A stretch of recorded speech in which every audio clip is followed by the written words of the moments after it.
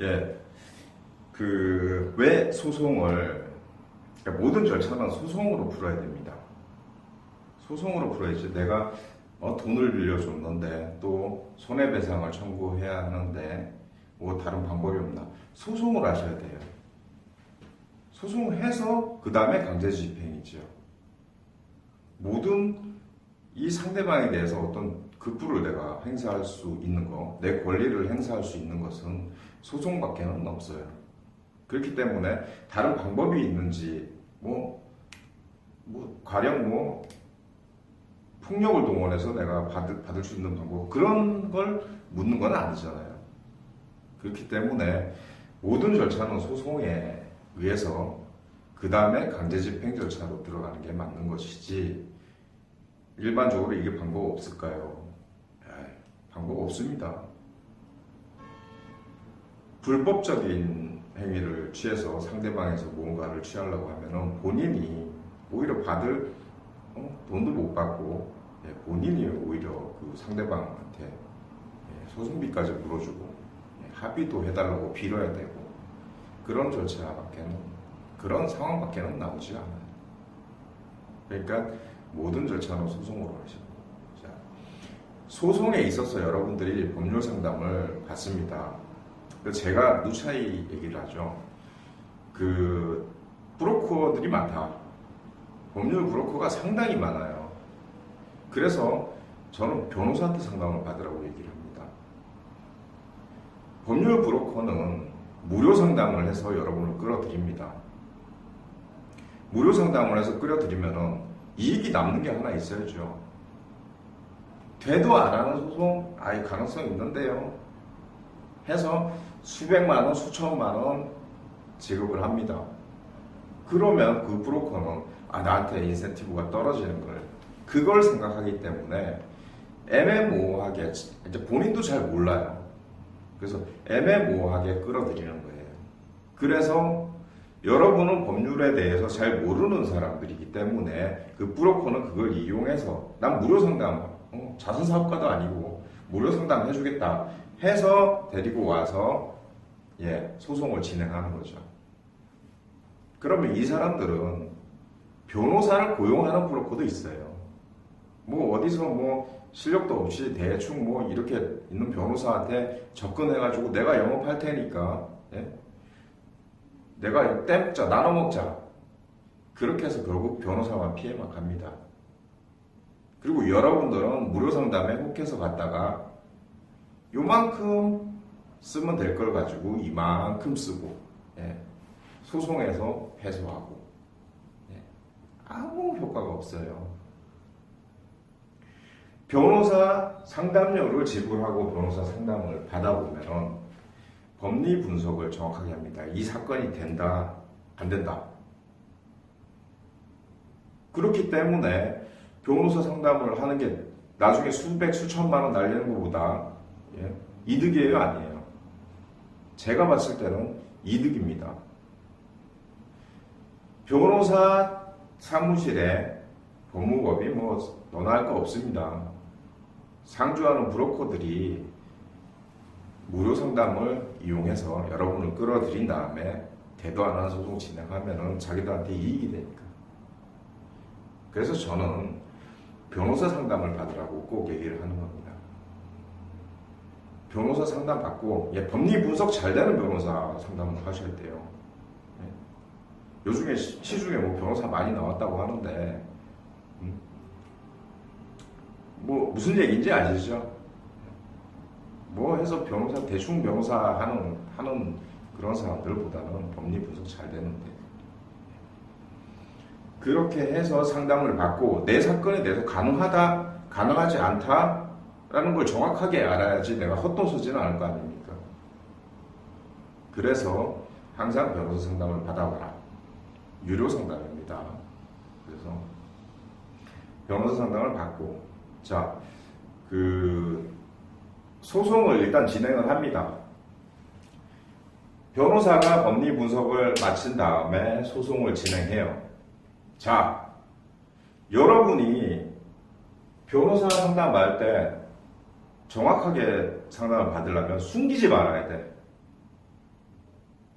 이건 좀 숨기고 미워하고, 그리고 증거 없는 부분 가지고는 답이 없어요. 소송은 다 증거 싸움이에요. 여러분이 이거 증거도 없는데 그냥 내가 당한 것 같아. 내가 억울하니까 이게 곧 증거다. 그거 진짜 최순실 같은 소리예요. 내 위주로 생각하면 안 돼요. 모든 소송은 객관적인 입장에서 정말 판사가 보기에 정말 이러이러한 정황도 있고 하니 이러한 증거도 있고 하니 당신이 억울하겠네. 남들한테 인정을 받아야 돼요. 내가 그냥 당한 것 같아서 억울하다. 최순실 같은 거예요. 그러면. 그렇기 때문에 변호사 상담을 받으면은 뭐가 필요하다 다 짚어주고 있어요. 그리고 소송에 있어서 중요하죠. 여러분은 판결문 한 장 받으려고 소송을 하는 건 아니죠. 일단 법리 분석을 잘해서 승소하고 그 다음에 이 돈을 받아야 될 거 아닙니까? 자, 그게 이제 강제집행 채권 추심인데 소송하고 별도로 계약해서 이루어집니다. 어차피 소송은 여기서 끝나고 그 다음에 강제집행 단계는 또 오고 그 다음이고. 자, 강제집행 채권 추심에서는 비용이 들어갑니다. 자, 우리가 어떠한 재산을 발견해서 강제집행을 하는데 경매 같은 경우는 몇백 들어갑니다. 그거 우리가 부당하면서 진행하는 그런 바보가 있어요. 여기까지 진행하는 메커니즘만 짜줘도 충분한 거죠. 실비는 신용정보사도 마찬가지지만 실비는 본인 부담입니다. 그건 대한민국 어디나 똑같아요. 그리고 유사 채권 추심 이런 것들이 있는데 걔네들은 결국 여러분이 잘못 추심했다가는 돈 물어주는 상대방한테 돈 물어줘야 돼요. 고소하고 막 그래요. 합법적으로 하셔야 돼요. 그렇기 때문에 요즘 채무자도 영악합니다. 그리고 법률적인 논리 다 가지고 있어요, 이 사람들도. 그러니까 합법적인 방법. 채권 추심 절차에 들어갈 때는 돈을 회수하겠다는 생각을 일단 뒤로 미루세요. 돈을 회수하겠다. 당장 돈을 얼마라도 회수하겠다. 이건 일단 미루세요. 어떤 역할에 충실해야 되냐. 근데 이놈을 끝까지 괴롭히겠다. 그런 마음으로 차근차근 플랜 짜주는 대로 진행하시면 돼요. 그러면 상대방이 아주 괴로워하죠. 돈을 내놓으라고 닥달하는 것보다 네가 정상적인 생활을 못하게 내가 계속 방해를 하고 발목을 잡고 들어가는 것은 결국 내가 돈을 주면 끝나겠구나라는 생각을 한단 말이에요. 형사든 민사든 강제적 수단. 너를 괴롭히겠다. 너 죽을 때까지 괴롭히겠다. 그런 마음을 하세요. 디테일하게 조사하고 들어가는 것은 담당자한테 맡겨놓으시면 돼요. 다 이제 협의를 해서 들어가요. 저는 그런 경우 있었어요. 주민번호 몰라 뭘 몰라 상관없어요. 일단 소송에서 변호사가 다 찾아가지고 소송에서 승소해주니까 쥐가 어딜 가든 이제 다 나오는 거죠. 어디더라고 거기가? 구미 가서 직장 다니고 있는 거예요. 몇 년 지났죠. 판결 받은 지가. 가만 놔두겠어요? 압류 회사 상대로 다 압류하고 급여 압류하고 다 합니다. 그러면은 지가 거기서 그만두고 만약에 최악의 상황 그만뒀다 치다. 그러면 다른 데 또 취직해야 되지만 나는 그런 것까지도 놓치지 않아요. 다 찾아내죠. 네? 끝까지 괴롭힙니다. 그래서 판결, 소송에서 판결 받고 나서 연결되는 이 과정, 채권 추심. 널 끝까지 괴롭히겠어. 이거에 중점을 두고 진행하셔야 돼요. 비용이 계속 들어가지는 않아요. 일정 부분 들어가고 일정 부분 휴기를 주고 그 다음에 급습하는 거예요. 나중에는 시간이 지나서 이쯤 되면 나 잊어버렸겠구나. 그리고 지가 무엇을 하든 간에 제 이 손바닥 요 안에 다 있어요.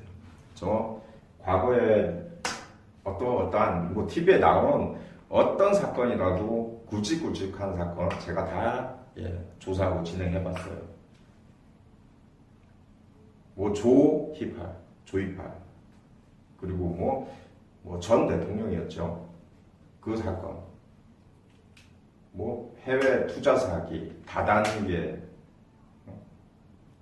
부동산 기획부동산 사기, 뭐 소소하게는 뭐 개인한테 떼인 돈, 남자친구한테 떼이고 뭐 사기당하고 손해배상하고 기타 등등. 어쨌든 승소해서 나오면은 그게 집행할 수 있는 권한이 생기니까 어떤 사건에서 진행해도 상대방을 철저하게 괴롭히는 겁니다. 주구장창 괴롭히는 거죠. 그렇게 되면은 소기의 목적을 달성할 수 있어요. 채권자는 채무자의 어디를 건드리면 아프다라는 걸 잘 모를 수 있어요. 근데 이런 계통에서 조사도 하고 일도 오래 하다 보면 어디를 건들면 아프다. 일단 조사하면 다 나오니까 어디를 건들면 아프다라는 게 플랜이 딱 서버려요. 자, 소송 절차 그렇게 진행하고 변호사 상담에 대해서 얘기를 할게요. 변호사 상담 끝나고 나서 좀 더 보충하자면 무조건 다 선임하라고 하지 않아요. 이게 뭐 다른 방법은 없을까요? 송무대행도 법무사 비용 수준, 변호사가 직접 작성해 주죠. 송무대행을 진행할 수 있고. 자, 브로커 조심하라고 하셨죠. 브로커? 저는 대표 변호사가 제 아내니까.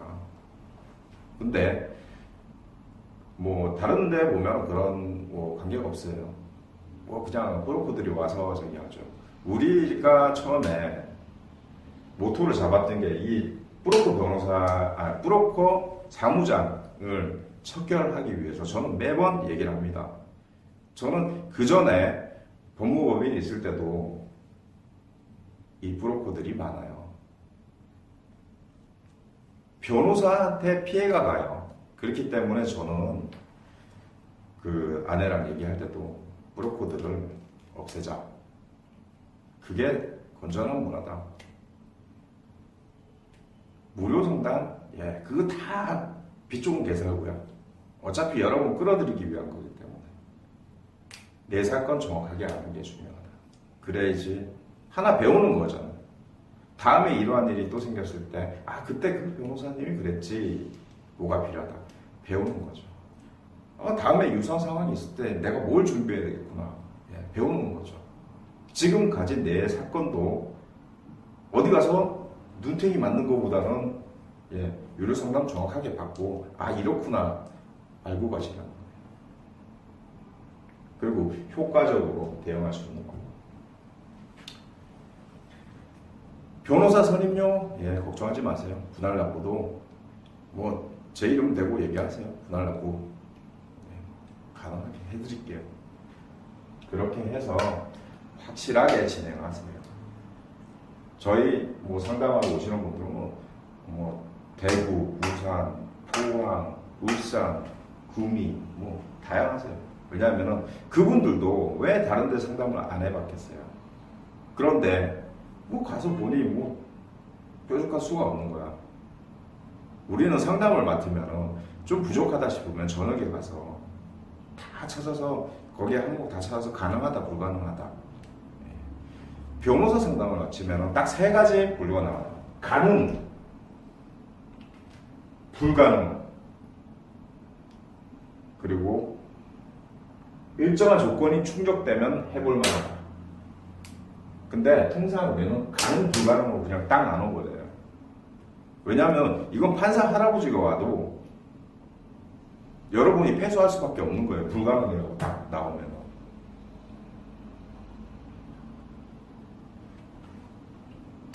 대형 건설사 사장이 일단 그 사장님이 뭐 이름만 되면 다 알아요.